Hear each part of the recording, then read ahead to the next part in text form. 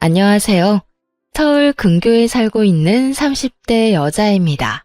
저는 그야말로 믿는 도끼의 발등이 제대로 찍혀 이혼을 하게 되었는데요. 그 믿는 도끼가 제 발등을 어떻게 찍어버렸는지 한번 들어보실래요? 저와 남편은 요리 학원에서 처음 만나게 되었어요. 혼자 자취를 시작하며 배달 음식을 먹던 저는 이대로는 안 되겠다는 생각에 곧장 요리 학원을 등록했고 그곳에서 만난 사람이 남편이었죠. 이렇다 할 요리가 처음인 저와는 다르게 남편은 요리를 꽤나 능숙하게 했고 그런 남편의 도움을 받으며 저는 남편과 빠르게 가까워졌어요. 그렇게 두어 달 저희는 도움을 주고받으며 마음도 주고받게 되었고 남편의 고백으로 연애를 시작하게 되었죠. 참 배울 점이 많다 싶더라고요. 연애를 하는 2년 내내 남편은 한결같이 밝으면서도 참 긍정적인 사람이었어요. 제 앞에 닥친 크고 작은 문제에도 남편은 늘 제 옆에서 아낌없는 응원을 해주기도 하고 때론 해결책을 함께 고민하며 저에게 큰 도움이 되기도 했죠. 그런 남편과 함께라면 저의 앞날도 행복할 거라 생각했고 결혼이라는 단어가 익숙해질 때쯤 제가 먼저 남편에게 프로포즈를 하게 되었어요. 저기, 자기야, 나 할 말이 있는데. 무슨 말이길래 이렇게 뜸을 들여? 왜? 무슨 일 있어? 일이 아니고, 아니, 다르게 생각하면 엄청나게 큰일이긴 한데, 우리 결혼할까? 나 자기랑 이제 연인 사이 말고 부부하고 싶어서. 제 말에 남편은 저를 꼭 안아주며 알겠다고 했고, 그렇게 저희는 결혼까지 꼴이 나게 되었습니다.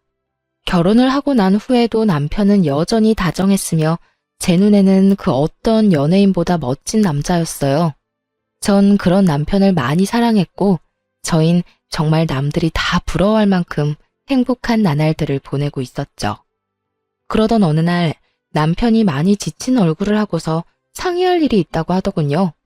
처음 보는 남편의 어두운 표정에 전 직감적으로 무슨 일이 있다는 것을 알아챘고 남편의 앞에 앉아 남편의 입이 열리길 기다렸어요. 여보, 나 사실 요즘 많이 지친 것 같아.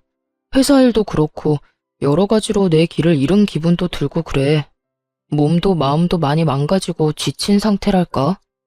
그래서 말인데 나 회사 그만두고 좀 쉬면서 재정비할 시간을 좀 가지면 안 될까? 항상 밝고 긍정적인 에너지를 뿜어내던 남편의 입에서 이런 말들이 흘러나오니 상황이 보통 심각한 상황은 아니구나 싶더라고요.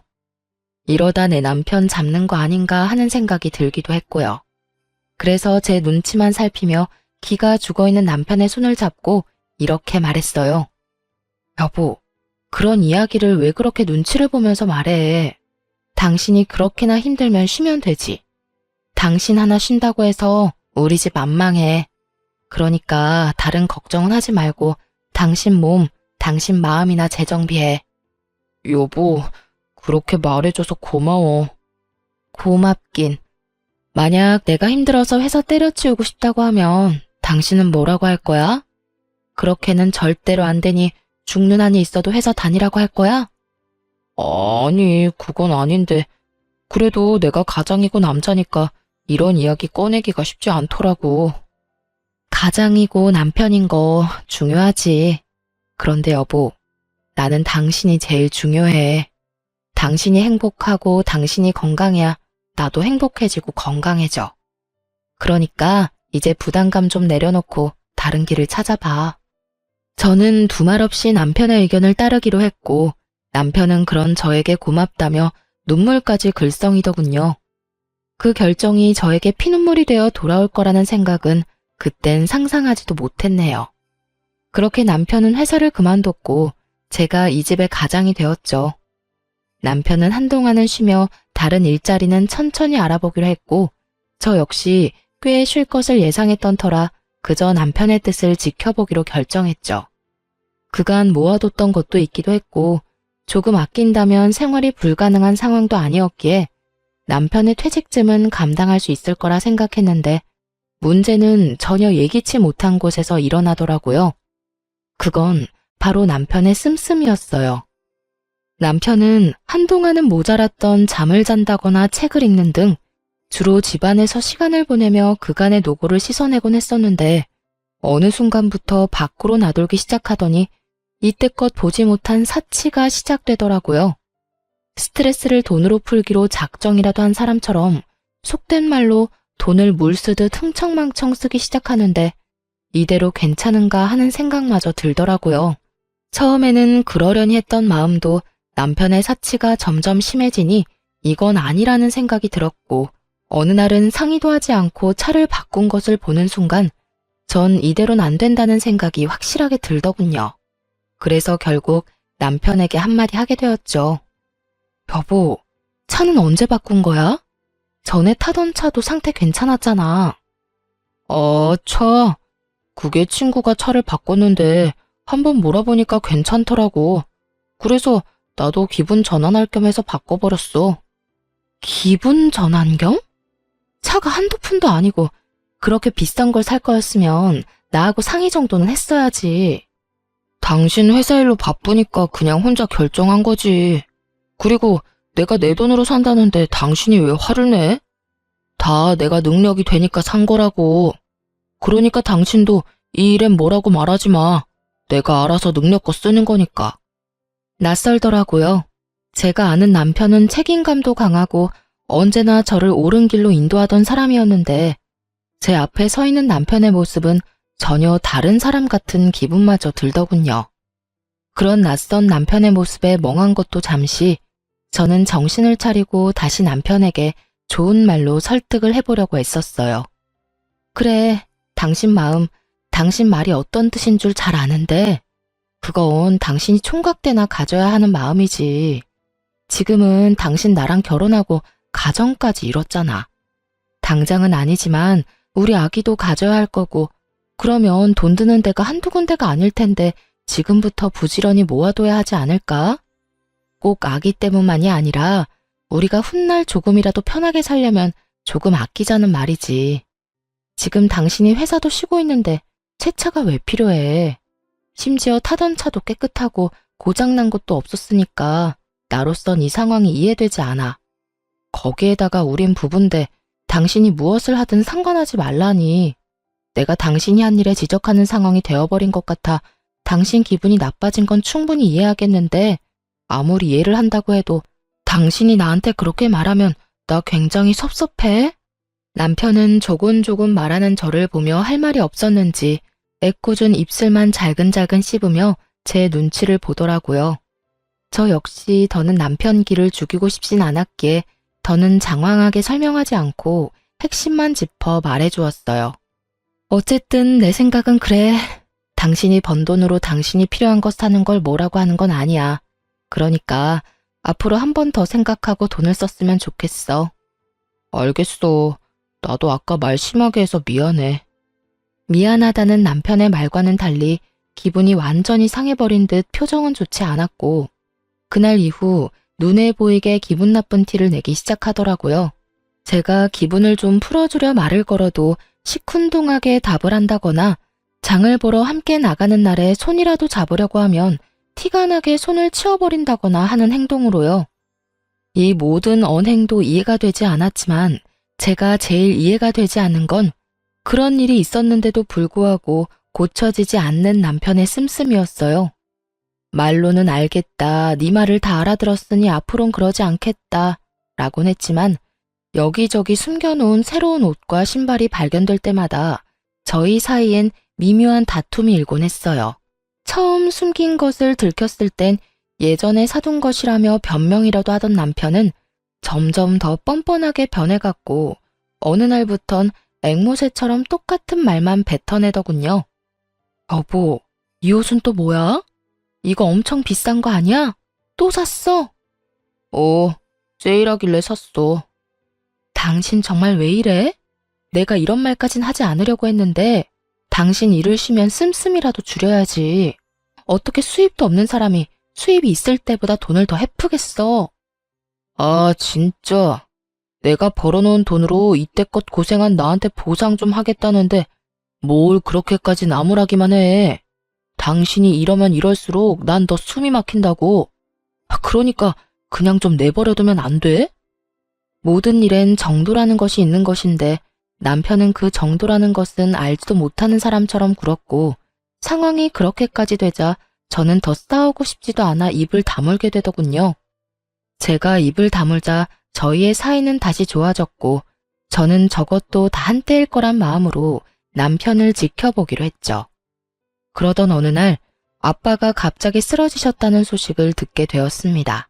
엄마는 제가 고등학교 때 돌아가셨고 외동딸인 저는 아빠의 걱정이 클 수밖에 없는 상황이었죠. 천만다행으로 아빠는 위험한 고비는 넘기고 수술을 하게 되었지만 의식이 없던 터라 수술비를 제가 마련해야 하는 상황이 되어버렸어요. 친정에 돈이 없는 것은 아니었으나 아빠가 의식이 없으니 여기저기 적금 등으로 묶인 친정 돈은 제가 마련할 방도가 없었고 아빠도 저도 신용카드는 쓰지 않던 터라 갑작스럽게 큰 현금이 필요한 상황이었어요. 저는 하는 수 없이 시댁으로 찾아가게 되었습니다. 사실 제가 결혼을 하고 난 후 얼마 되지 않았을 때 시댁에 금전적 위기가 있었는데요. 시집 오기 전 아빠가 비상금을 하라며 주셨던 돈을 시아버지에게 빌려드린 적이 있었거든요. 아버님, 이거 제가 시집 올 때 비상금으로 받아왔던 돈이에요. 요즘 힘드시다는 이야기 들었는데 이걸로 우선 급한 불부터 끄세요.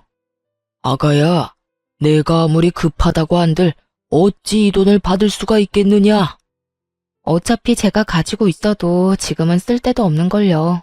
일단 쓰시고 여유 되실 때 이자까지 쳐서 주세요. 고맙다 고마워. 내가 조금씩 갚아나가마. 내가 이 은혜 잊지 않으마 아가.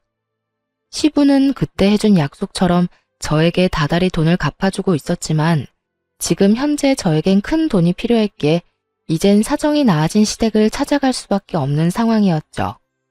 갑작스러운 저의 방문에도 시댁에는 시모뿐 아니라 시부도 저를 기다리고 계셨고 저의 안색이 좋지 않음을 눈치를 챈 시부가 무슨 일이냐며 물어왔어요. 아가야, 무슨 일이길래 안색이 그리도 좋지 않은 게야?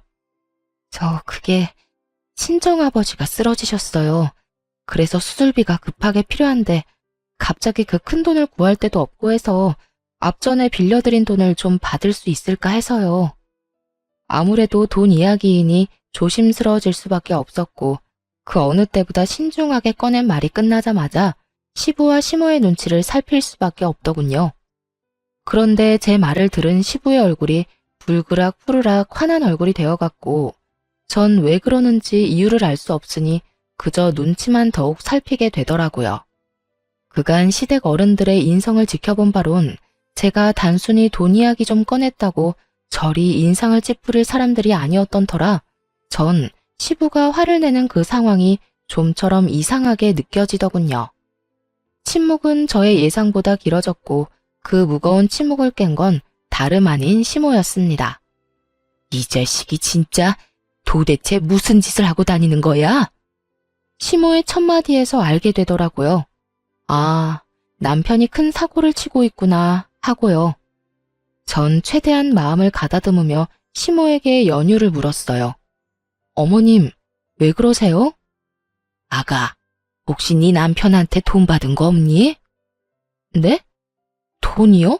무슨 돈이요? 그게 네 남편이 얼마 전에 너한테 큰 돈이 필요하다면서 돈을 좀 많이 받아갔어. 그때 좀 이상하다 싶긴 했는데 아무래도 돈 이야기이다 보니까 너도 선뜻 이야기 꺼내기 힘들 수도 있겠다 싶어서 우린 너한테 부담 주기 싫어서 연락을 안 했던 건데 이를 정말 어째? 그간 남편의 사치스러운 행적들이 떠오르며 어이가 없어 할 말이 생각나지 않더라고요. 자기가 번 돈으로 자기가 쓴다고 하더니 사실은 그 돈들이 아빠가 준 제 돈이었으니까요. 도무지 이때껏 제가 알고 있던 남편의 모습은 무엇이었나 하는 마음도 들더라고요. 저의 이 복잡한 마음을 눈치챈 시부는 헛기침으로 제 시선을 잡아끈 후 이렇게 말하더군요. 아가, 생각이 많은 거 안다. 나도 이렇게 마음이 복잡한데 너는 오죽하겠어? 그런데 일단 급한 불부터 끄고 생각하자꾸나. 내가 일단 지금 급한 돈은 당장 마련해주마. 일단 우리 사돈부터 살리고 보자꾸나. 그리고 내가 미안하다. 그렇게 큰 돈을 그냥 내주는 것이 아니었는데 정말 미안하구나. 사실 남편이 잘못한 것이지 시댁에서 잘못한 것은 아니었지만 제가 처한 상황은 그 돈을 가져간 남편을 닥달해 돈을 받아낼 때까지 기다릴 만한 여유가 없었어요. 그랬기에 시부가 마련해준 돈을 얼른 받을 수밖에 없었죠. 아니에요, 아버님. 제가 감사하죠. 꽤 큰 금액인데 이렇게 주셔서 감사해요. 아니다. 본래 네 돈이었는데 뭘. 이렇게 힘든 이야기 꺼내게 해서 미안하구나. 그 자식이 실망하게 한 것 또한 미안하고. 이렇게 저에게 용서를 구한 시부의 표정은 섬뜩할 정도로 화가 나 보였고 시모 역시 시부의 표정과 다를 바가 없었죠. 어쨌든 전 돈을 마련해 아빠의 수술비를 무사히 치를 수 있었고 수술을 마친 아빠는 의식도 회복하고 경과도 좋았죠. 그렇게 아빠가 건강을 되찾아가는 사이 남편은 바쁜 저를 대신해 아빠의 병실을 오가며 간호하고 있다는 이야기를 아빠에게 들을 수 있었어요. 저를 대신해 아빠를 돌봐주는 것은 고마운 일이 분명했지만 그 큰 돈을 받아서 다른 것도 아닌 사치하는 데 쓴 것은 절대로 용서가 되지 않더라고요. 바늘도둑이 소도둑 된다고 사람 하나 고치는 것이 얼마나 힘든 일인 것임을 잘 알기에 저는 그 상황을 어떻게 풀어나갈지 더 큰 고민에 빠지게 되었어요. 이혼해야 한다는 생각을 하고는 있지만 이혼이 쉽게 내릴 결정도 아니었고 무엇보다 아빠의 건강이 회복되고 있다고는 하나 언제든 다시 나빠질 수도 있는 상황이니 고민은 더욱 커져만 갔고 신중에 신중을 가하게 되더군요. 하지만 그 모든 것이 걸리는 상황이라도 남편과 이야기를 나눠 똑바로 짚어야 하는 문제임은 확실했죠. 저는 여전히 저에게 신드렁한 남편을 붙잡고 말했어요. 여보, 나랑 이야기 좀 해. 무슨 이야기? 나 아버님 어머님께 이야기 다 들었어. 당신 내 핑계를 대면서 내가 빌려드린 돈 거의 다 받아갔다며? 어떻게 된 일인지 설명해. 제 말을 들은 남편은 눈빛이 흔들리기 시작하더니 퍼렇게 질린 얼굴을 하고서 고개를 떨어뜨리더군요. 그렇게 고개만 숙인다고 상황이 해결되지 않아. 그러니까 어떤 말이든 해봐. 남편은 저의 닥달에 망설이는 듯 싶더니 이내 입을 열더군요. 그게 처음부터 이럴 작정은 아니었어. 쉬면서 몸도 마음도 회복되고 나니까 그동안 악착같이 산 게 후회가 되더라고. 이러다 죽으면 다 소용없겠다 싶기도 했고. 그래서 이것저것 사다 보니까 카드값이 감당이 안 됐어. 거기에다 차도 대출받아 덜컥 사버리긴 했는데 그 다달이 나가는 돈이 감당이 더욱 안 되는 거야. 돈은 필요한데 돈은 없으니까 신용대출도 조금 받았어. 그러다 정신 차려보니 당신한텐 말도 못 꺼낼 만큼 빚이 늘어있었고 그래서 그런 짓까지 하게 된 거야.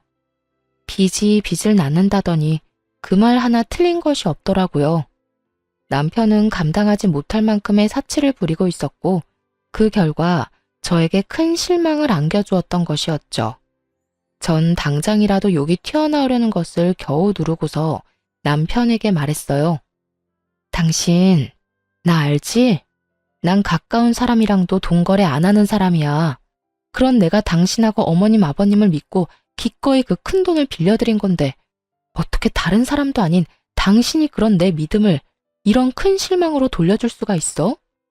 당신 정말 내가 알던 그 남자가 맞긴 해? 여보, 내가 정말 미쳤었나 봐. 내가 진짜 잘못했어.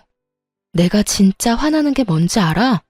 당신이 나를 실망해서까지 받은 돈으로 고작 사치를 부렸다는 게 난 너무 화가 나. 너무 실망스럽다고. 꼭 필요한 곳이 있어서 나 몰래 썼다고 해도 기가 막히는데 그 돈들을 고작 옷, 신발, 차 이런 걸 사느라 빚진 데 썼다고? 이걸 내가 어떻게 받아들여야 해? 내가 진짜 할 말이 없다. 내가 그 순간에 잠시 정신이 나갔었다는 말밖에는 정말 미안해. 남편은 정말 반성이라는 걸 하는 듯 보였고 전 그런 남편에게 시부의 말을 전하기로 했어요. 사실 제가 모든 사실을 알고 집으로 돌아온 날 시부에게서 전화가 왔었어요. 제가 빌려드린 돈을 다 입금했다는 말과 함께 시부는 이렇게 말을 하더라고요. 아가야, 실망이 큰 거 잘 안다. 그래도 나를 봐서라도 한 번만 더 기회를 주면 안 되겠어?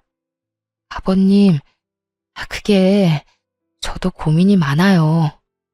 그래, 왜 안 그렇겠어? 그래도 네가 나를 봐서라도 기회를 한 번 더 준다면 내가 어떻게 해서든 정신교육 다시 해놓으마.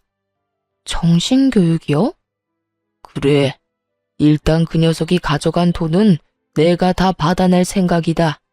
사돈 수술만 잘 끝나고 나면 우리 회사에 출근시켜서 온갖 자비는 다 시킬 생각이야.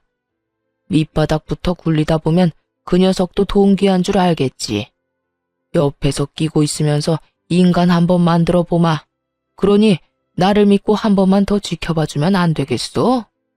시부에 이런 부탁이 없었다면 당장 이혼을 했을 수도 있었을 텐데 저는 많은 고민을 한 끝에 남편이 아닌 시아버지를 한 번 더 믿어보기로 했고 저의 긍정적인 반응에 시부는 자신에게 돈을 다 받았다는 말은 하지 말라고 당부하셨어요. 전 시부의 당부 그대로 남편에게 전했고 남편은 아직 정신을 덜 차렸는지 반발하고 나서더군요.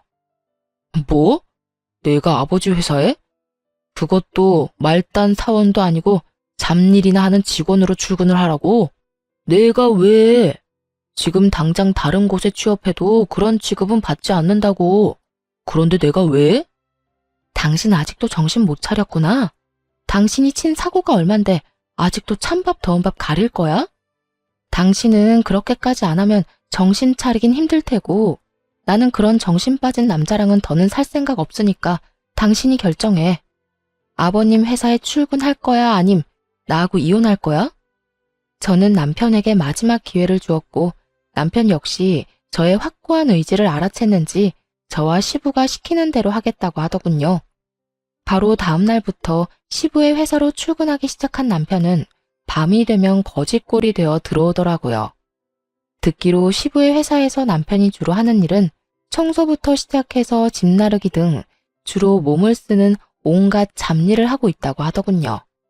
시간이 흐를수록 남편의 꼴은 보기 힘들어졌지만 그 눈빛만큼은 예전 제가 알던 눈빛으로 돌아오고 있었고 그렇게 힘들게 번 돈은 남편의 생활비와 시부에게 매달 갚는 돈을 제외하곤 모두 저에게 고스란히 입금이 되었어요. 전 그 돈을 따로 모아두었다가 시댁에 큰 행사가 있을 때 쓰기도 하고 일정 금액이 되면 적금으로 묶어두기도 했죠. 그렇게 1년 남짓 남편은 제가 알던 남편의 모습으로 돌아와 있었고 전 그 당시 남편과 이혼을 하는 대신 기회를 한 번 더 주었던 것을 참으로 다행이라고 여기며 지내고 있었죠.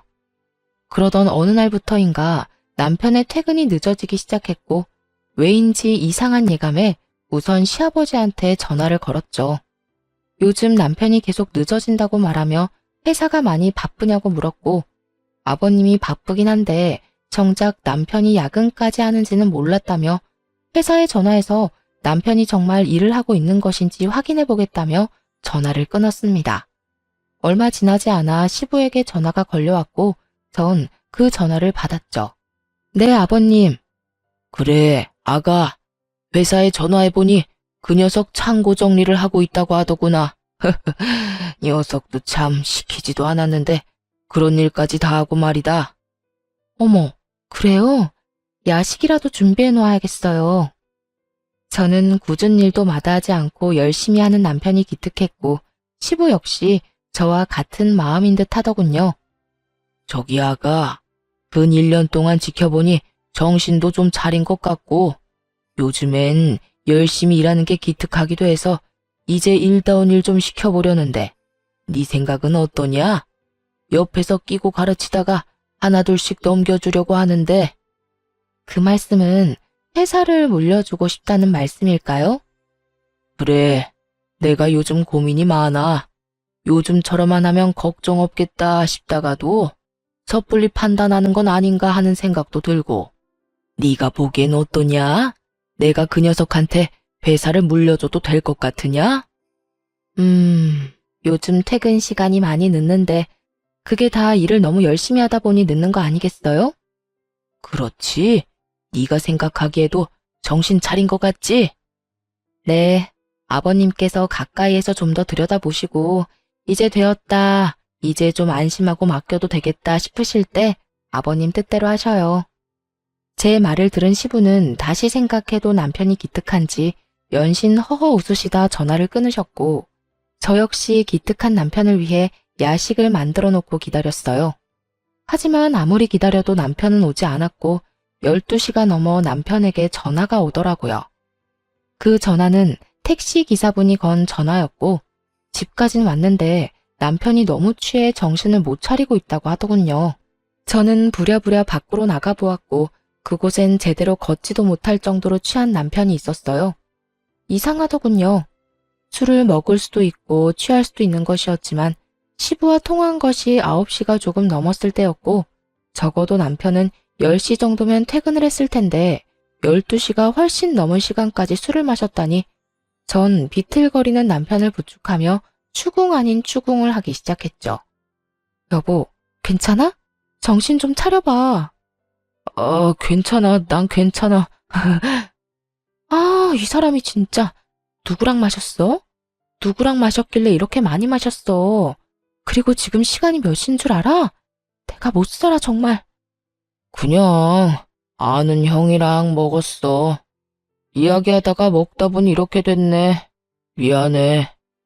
이렇듯 두루뭉술하게 넘어가는 남편을 보며 이 인간 또 숨기는 게 있구나 싶었죠. 그리고 그 다음날 남편은 또 늦는다는 연락을 하더라고요. 솔직히 일하는 걸 제 눈으로 직접 확인한 적도 없어서 이번 기회에 야근하는 남편 응원도 할 겸 찾아가기로 결심했죠. 간단한 요깃거리와 함께 평소 남편이 좋아하는 인삼물을 끓여서 말이죠. 회사에 도착하니 전날 들은 말처럼 다른 곳은 불이 다 꺼져 있는데 창고에서만 불빛이 새어나오고 있더라고요. 그 늦은 시간까지 열심히 일하고 있는 남편을 떠올리니 입가에 절로 미소가 지어지며 흐뭇한 마음마저 다 들더군요. 전 남편의 일을 방해하고 싶지 않은 마음에 적당한 타이밍을 위해 창고 안을 조심스럽게 들여다보았고 살짝 들여다본 창고 안의 광경은 그야말로 충격 그 자체였습니다. 아무렇게나 바닥에 내팽겨쳐진 옷가지들과 함께 남편에게 붙어있는 여자. 전 두 눈으로 보고 있으면서도 믿지 못할 광경에 큰 충격에 빠져 멍하니 있다 몰래 숨어 사진만 몇 장 남겼네요. 차마 더는 눈으로 보고 있을 수가 없어 주체할 수 없이 흔들리는 두 다리를 붙잡고 차로 돌아왔어요. 몰래 찍은 사진이 없었다면 꿈이라고 믿고 싶을 정도로 충격이 크더군요. 충격에 빠져 울던 저는 시부의 얼굴이 떠올랐고 얼른 전화를 걸었죠. 그래 아가야, 이 시간에 무슨 일이냐? 아버님 그게 혹시 그이랑 지금 회사에 같이 있는 여자가 있는데 누구인지 아시나요? 그게 지금이라면 우리 회사 경리일 거다. 오늘 창고 재고조사하면서 정리한다고 했었어. 김 과장도 오늘 남았나? 외근 나갔었지. 두 사람이 우리 회사에 오래 일한 사람들이라 한다. 회사에서 만나서 결혼까지 한 우리 회사 유일한 사내 부부지. 그런데 그건 왜 묻는 게야? 무슨 일 있는 게야? 아버님, 놀라지 마세요. 저 지금 회사에 왔는데 글쎄 창고에서 두 사람이 바람을 피우고 있더라고요. 아무래도 남편과 붙어있는 여자도 회사 사람 같아서 여쭤봤어요. 뭐야? 그게 사실인 게야? 네, 아직 그 두 사람 창고 안에 있어요. 아버님, 지금 당장 그 김 과장이라는 분 좀 회사로 불러주세요. 시부는 화가 엄청나게 난 듯했고 그 화는 제 말을 완전하게 믿는다는 뜻과도 같았죠. 그렇게 전화를 끊은 전 얼굴 한번 본 적 없는 김 과장이라는 사람을 기다렸고 얼마 지나지 않자 신발도 제대로 신지 않은 김 과장이 다급히 창고로 뛰어들어가더군요. 그 뒤로는 뻔한 결말이었어요. 남편은 옷도 제대로 갖춰 입지 못한 채 김 과장에게 머리채를 잡혀 창고 밖으로 끌려 나오고 있었고 그 뒤를 울고불고 난리가 난 상간녀가 나오더군요. 전 그 모든 광경을 지켜보고 있었고 남편은 김 과장에게 일방적으로 맞기 시작했어요. 한참을 맞고만 있던 남편은 김 과장의 주먹질이 끝나자 그 앞에 무릎을 꿇고 빌기 시작하더라고요.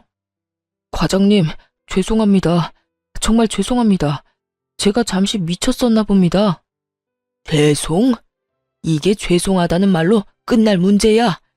어떻게 가정 있는 여자랑 그딴 짓을 할 수가 있어?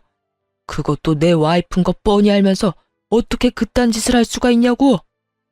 정말 죄송합니다. 입이 10개라도 할 말이 없습니다. 제발 한 번만 용서해 주십시오. 용서? 이게 용서가 될 일이라고 생각해? 도대체 언제부터야? 도대체 언제부터냐고? 얼마 되지 않았습니다. 정말이에요.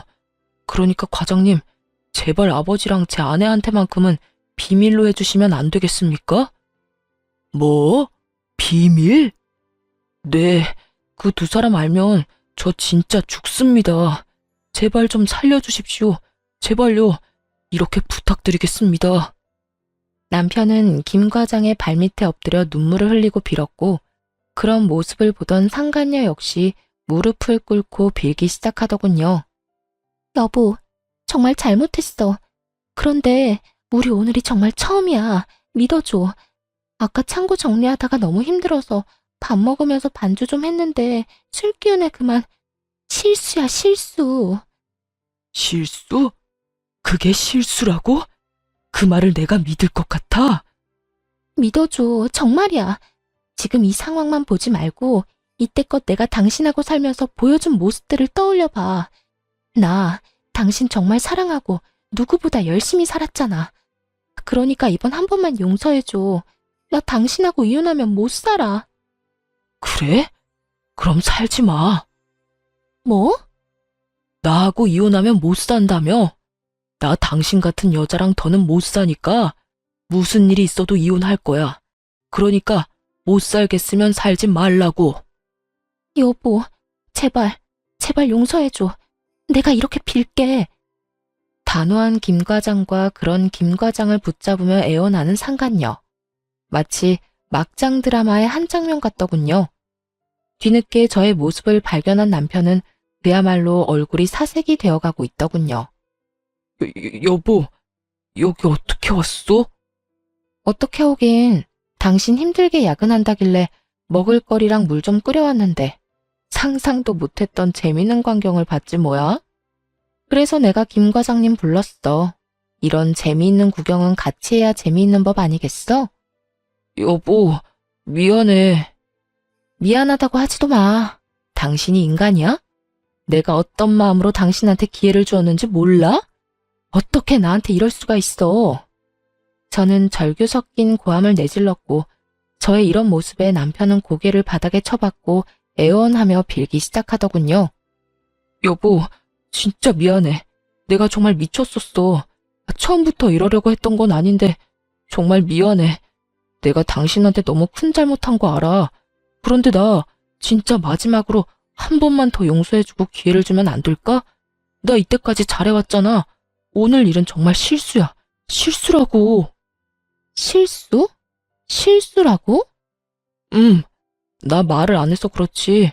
지난 1년 동안 너무 힘들었어. 일은 일대로 힘든데 내 주머니로 들어오는 돈은 없지. 아버지 눈치에 당신 눈치에 그 상황이 너무 답답하기도 하고 짜증도 나고 그렇더라고. 그런데 그때 나한테 저 여자가 잘 대해주니까 나도 모르게 눈길이 가서 이런 실수를 저지르게 됐어. 그렇다고 마음을 줬다거나 그런 일은 절대로 없었어. 정말이야. 내가 진짜 미쳤었어. 그러니까 나한테 한 번만 더 기회를 주라. 응? 제발. 이런 상황에서까지 저의 탓을 하려는 남편을 보고 있는데 정말 어이가 없더라고요. 저의 탓을 하면서도 용서를 구하는 그 이중적인 잣대를 뽐내는 남편에게 전 지금까지와는 비교도 되지 않을 절망스러운 사실을 알려주었죠.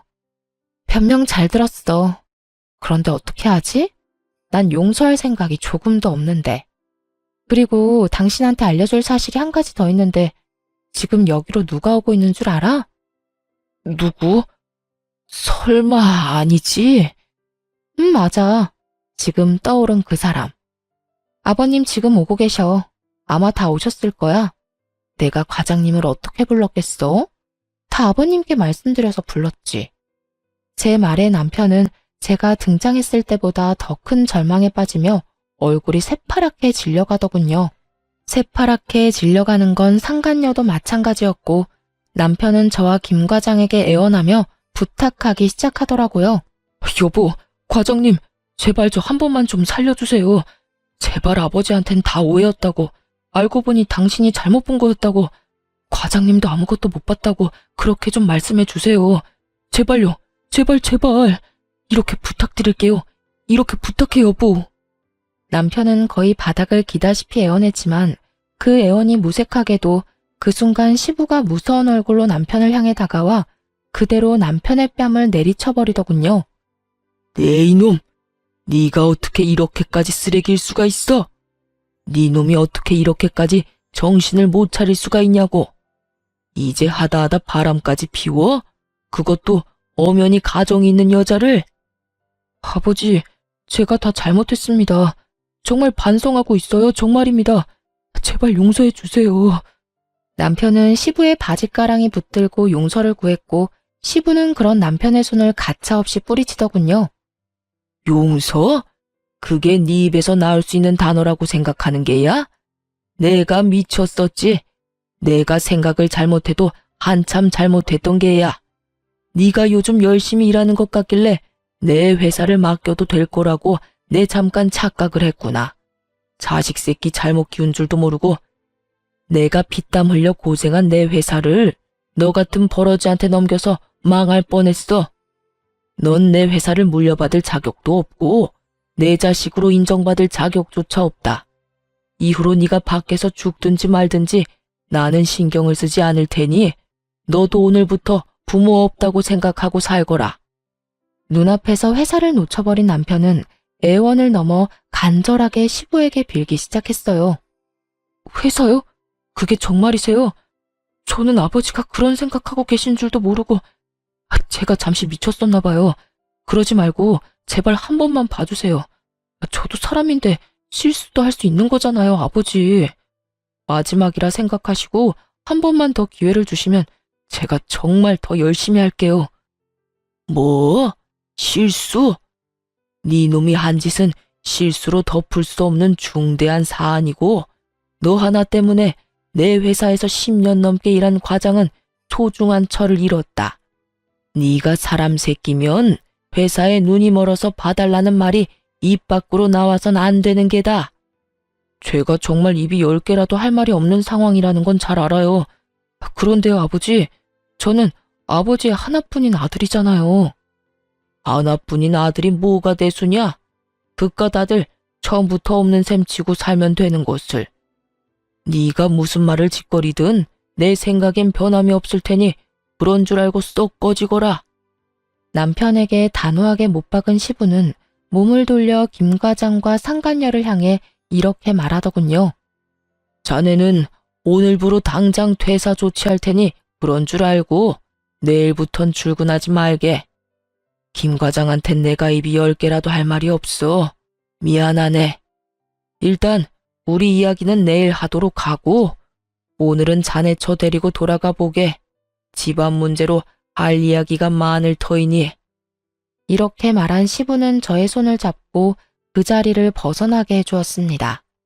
시부는 아무래도 집에 혼자 두기가 불안했는지 저를 시댁으로 데리고 갔고 시댁엔 저를 걱정스러운 표정으로 기다리고 있는 시모가 있더군요. 아가, 괜찮아? 어머님, 이제 어떻게 해요? 저 이제 어떻게 해요? 그래, 울거라 울어. 나도 이렇게 울고 싶은데 너는 오죽하겠니? 이 어미가 미안하다. 내가 자식 새끼를 잘못 키웠어. 내가 다 미안하다, 아가. 시모는 저를 꼭 끌어안으며 자신이 더 미안하다고 했고 전 그런 시모의 품에서 참았던 눈물을 한참을 흘렸습니다. 그렇게 한참을 온 저에게 시부와 시모는 자고 가라며 저를 붙잡았지만 저는 괜찮다고 하며 집으로 돌아왔어요. 시댁에서도 쫓겨날 것이 분명한 남편이 집에서 편히 지내는 꼴은 볼 수가 없었거든요. 집으로 돌아온 저는 남편의 짐을 싸 문 앞에 던져두고 집 비밀번호를 바꿔버리곤 친정으로 가서 지내기로 했어요. 아무래도 남편의 흔적이 가득한 그곳에선 한시도 숨을 쉬고 싶지 않았으니까요.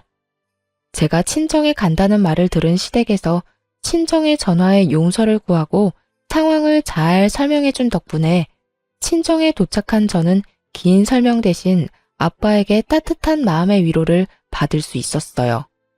우리 딸 고생 많았어. 아빠, 죄송해요. 이런 꼴 보여서. 네가 뭐가 죄송해? 네가 잘못한 게 뭐가 있다고. 그러니까 나한테 죄송할 필요도 없어. 아빠, 고마워요. 고맙기는. 딸, 잘 들어. 그놈이랑 너랑 이혼한 이유 중에 네 잘못은 단 하나도 없어. 넌 할 만큼 했고 이젠 후회 없이 네 삶을 살면 되는 거야. 후회는 너같이 좋은 여자 놓친 그놈이나 하는 거지 네가 할 것이 아니란 말이야. 그러니까 우리 딸은 그런 미련스러운 감정은 갖지도 말고 앞으로 행복하게 너만을 위해서 잘 살자. 알겠지? 아빠는 저를 위로해 주셨고 저는 그런 아빠의 응원을 받으며 힘을 낼 수 있었습니다. 그 뒤로 전 이혼을 진행했고 다들 그렇게 하시듯 저 역시 상간녀 소송을 함께 진행하게 되었죠. 저의 예상대로 두 사람은 하룻밤의 실수가 아니었고 그 증거들은 시부의 회사 내 CCTV에서 심심치 않게 나오더군요. 여러 증거 덕에 저는 위자료를 두둑하게 챙김과 동시에 재산 분할 역시 저에게 유리한 쪽으로 판결이 나며 성공적인 이혼을 하게 되었습니다. 전 남편은 아이 시댁에서 쫓겨났다고 들었어요. 상간녀와 외도를 저지르며 빚을 또 내고 있었던 터라 이리로 보나 저리로 보나 생각할 필요도 없이 빚쟁이가 된 것은 자명한 일처럼 보이더군요. 거기에다 저에게 위자료를 줬을 뿐 아니라 상간남 위자료도 줬을 테니 그 인간에게 남은 인생도 참 한숨뿐이겠더군요. 상간녀 역시 이혼을 당했고 이혼을 하고 난 후에는 빚쟁이가 된 전 남편을 버리다시피 하고 도망을 갔다는 이야기를 들을 수 있었습니다. 그 뒤론 전 남편의 소식을 듣지 못하고 살았는데 몇 달이 흐른 어느 날 시부에게서 연락이 왔더라고요. 며칠 전 전 남편이 시댁으로 찾아왔는데 제 생각이 나더라면서요. 아가, 잘 지내고 있어? 네, 그럭저럭 지내고 있어요. 아버님이랑 어머님은 잘 지내시죠? 그럼 우린 잘 지내고 있다. 며칠 전에 그 녀석이 집으로 찾아왔더구나. 그래서 네 생각이 나서 전화해봤어. 어떻게 지내나 싶어서. 아, 그랬어요? 아직 집에 들이지 않으셨던 거예요? 전 이쯤이면 당연히 집에 들이셨을 거라 생각하고 있었는데. 집에 들이기는 무슨 거짓골을 하고 찾아왔길래 다시는 찾아오지도 말라고 소리치곤 대문도 안 열어줬다. 꼴을 보아하니 빚이 산더미인 것 같더구나. 지내는 곳도 마땅하지 않은 것 같았고 그래도 받아주지 않았어. 그딴 놈 받아줘봤자 내 명줄만 재촉하는 꼴이지 않겠냐. 또 무슨 짓을 벌여 내 뒤통수 칠 줄도 모르는 일이고. 나도 나지만 네 시어머니가 화가 단단히 나서 절대 안 받아줄 거라고 하더구나. 아, 그러셨어요. 아무리 그래도 속은 많이 상하셨겠어요. 속상한 거야 말도 못하지만 어쩌겠냐. 자식 새끼 잘못 키운 벌이다 생각해야지. 어찌되었든 너만 잘 지낸다고 하면 다 되었다. 목소리 들어보니 괜찮은 것 같아 조금은 안심이 되는구나. 앞으로도 잘 살거라 아가.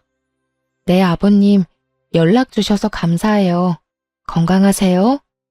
그렇게 전화를 끊은 후 시부와 시모에게 감사한 마음에 눈물이 나더군요.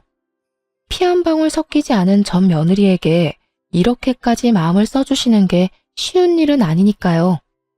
전 남편의 일만 아니었다면 좋은 가족이 되었을 텐데 참 안타까운 마음도 들더군요. 시부의 연락을 마지막으로 더는 전 남편의 소식은 들을 수 없었지만 궁금하진 않더군요. 전 제 나름대로의 복수를 다했다고 생각했기에 더는 지나간 악연을 떠올릴 필요가 없었으니까요. 그 후로 전 여전히 회사에 다니며 잘 지내고 있습니다. 집은 이혼 후 친정과 가까운 곳으로 이사를 했고 아빠 건강도 많이 좋아지셔서 주말에는 주로 친정에서 시간을 보내거나 아빠와 나들이를 가거나 하고 있어요. 아, 최근에는 아빠가 집에서 쉬게 되시면서 이쁜 반려견을 한 마리 선물했었거든요. 그런데 그 반려견을 산책시키며 알게 된 여사님과 요즘 좋은 감정으로 가깝게 지내시는 것 같아 여러모로 흐뭇한 나날들을 지내고 있어요. 요즘 알게 모르게 저와 보내시는 주말이 줄어드는 것을 보아하니 조만간 여사님을 저에게 소개시켜주는 날을 기다리고 있기도 하답니다. 긴 세월 외로웠던 저희 아빠 구제해준 여사님을 뵙게 되면 제가 정말 잘 대해드리려고요. 전 아직 재혼 생각은 절대 없어요. 이혼할 당시에 그런 생각이 많이 들더라고요. 만약 남편이 돈 사고를 쳤을 당시에 바로 이혼을 했다면 어땠을까 하고요. 수도 없이 많이 생각해봤지만 그때마다 결론은 같더군요. 후회는 없다. 사연을 듣고 계신 분들은 이런 제 생각이 답답하실지 몰라도 저는 그렇더라고요. 만약 그때 바로 이혼했다면 전 남편이 외도를 저지른 꼴은 보지 않았겠지만 고작 돈 때문이라는 생각으로 했을 이혼이라면 분명 후회했을 거라고요. 하지만 지금의 전 볼 꼴 못 볼 꼴을 다 봤고 그로 인해 오만정이 다 떨어진 상태이기에 후회는커녕 후련하기까지 해요. 그렇기에 지금의 삶이 더 감사하고 만족하며 잘 살고 있어요. 이로써 저의 길었던 사연은 끝이 났네요. 제 사연을 함께 해주신 모든 분 너무나도 감사하고 다들 늘 행복하세요.